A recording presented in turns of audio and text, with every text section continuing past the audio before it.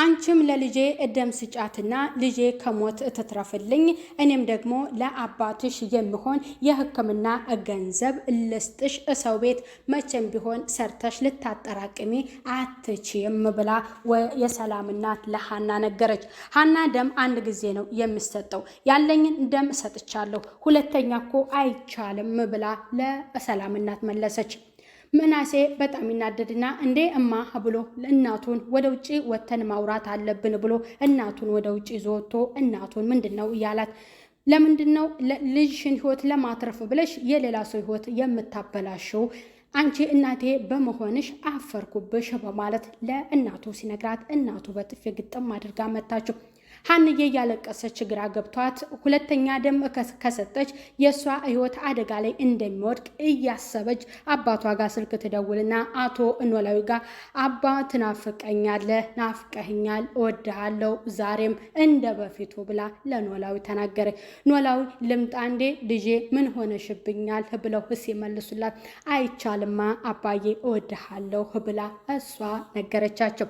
አይ በሽታ ክፉ ከቤተሰቦቿ ነጥለ ለኔ ሰጠኸኝ ጌታ እንደዚህ ለኔ ብላ ከምትሰቃይ ምን አለ እኔን ብትወስደኝ ብለው እሳቸው ስስቅ ብለው አለቀሱ።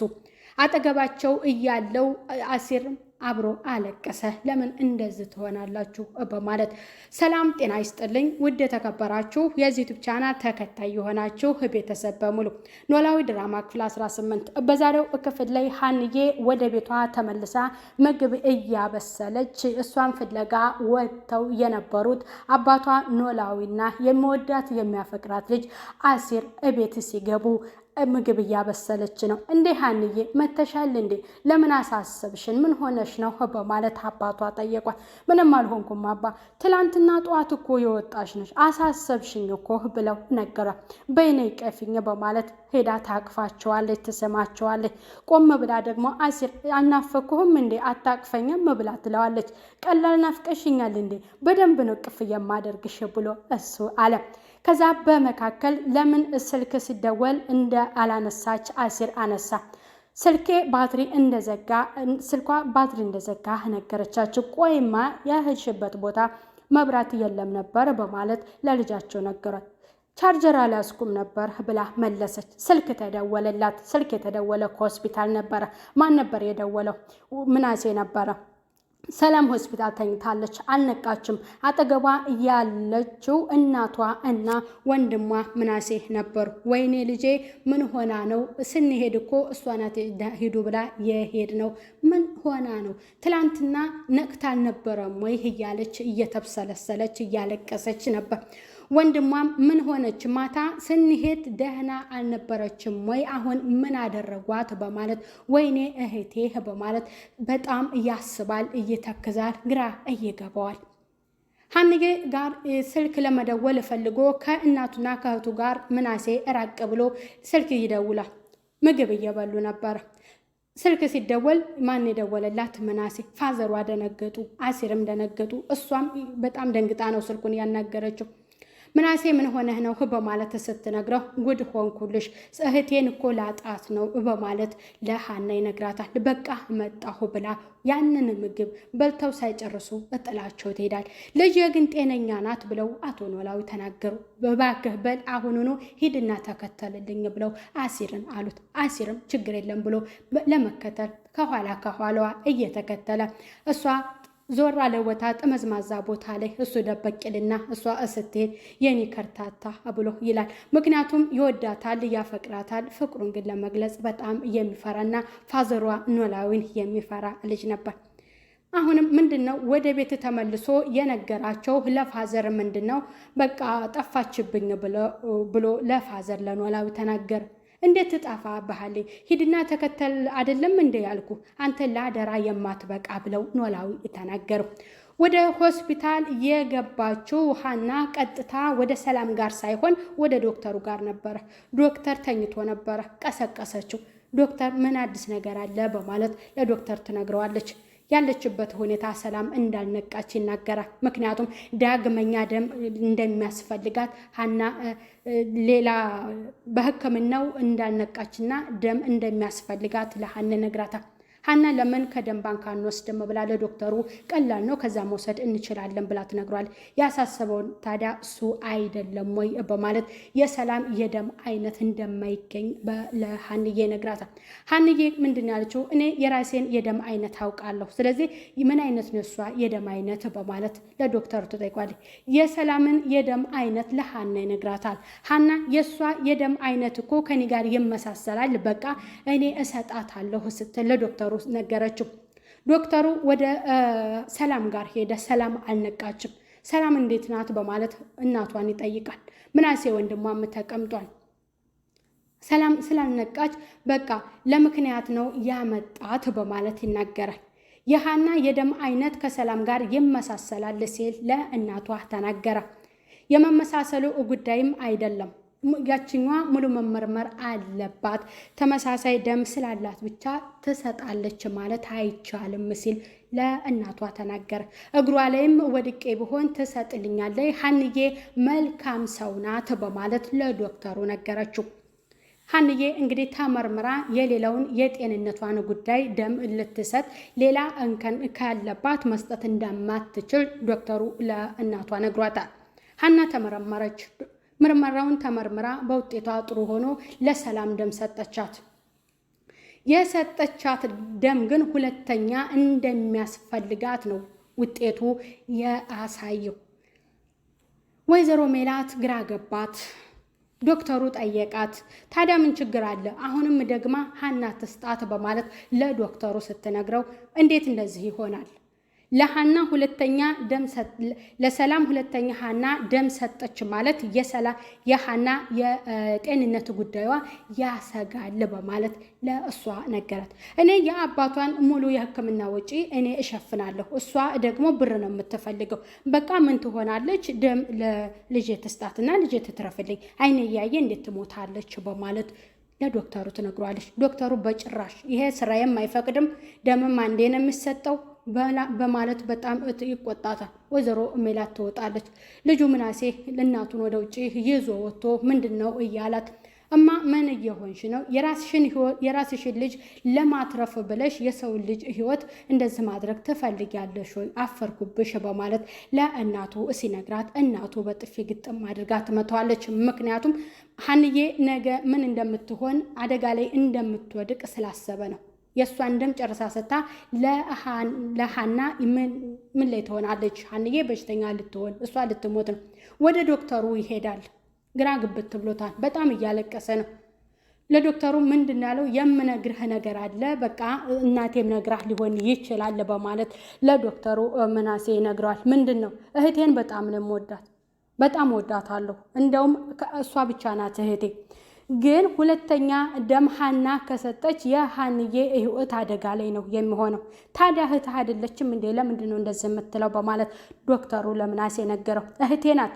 እህቴ በሰው ህይወት ላይ ድና በሰው መቃብር ላይ እንድትራመድ አልፈልግም፣ ብትሞት ይሻላል በማለት ለዶክተሩ መለሱ። ዶክተሩ በጣም ተገረመ። በጣም ጭንቅላቱን አወዛወዘ። ምክንያቱም አሁን እያለቀሰ አስተሳሰብህን አደንቃለሁ በማለት እንደማይችል ነው የተናገረው።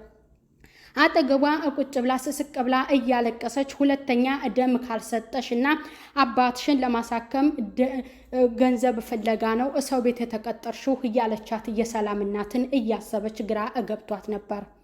ሰላምዬ ወደ እሷ ንቅት ብላ አየች። ኖላዊ ምንድን ነበረ ያሉት? እሷ ሄዳ ከአሲር ጋር ቁጭ ብለው ነበር።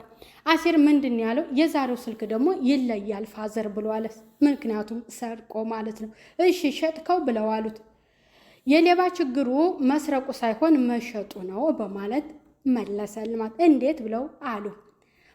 በመጣለት ዋጋ ነው የሚሸጠው በማለት ለፋዘር መለሱለት ማለት ነው። ሀንዬ ስልክ ደወለች። የደወለችው ስልክ አልመጣም በማለት ነበር። በጣም ደንግጠዋል።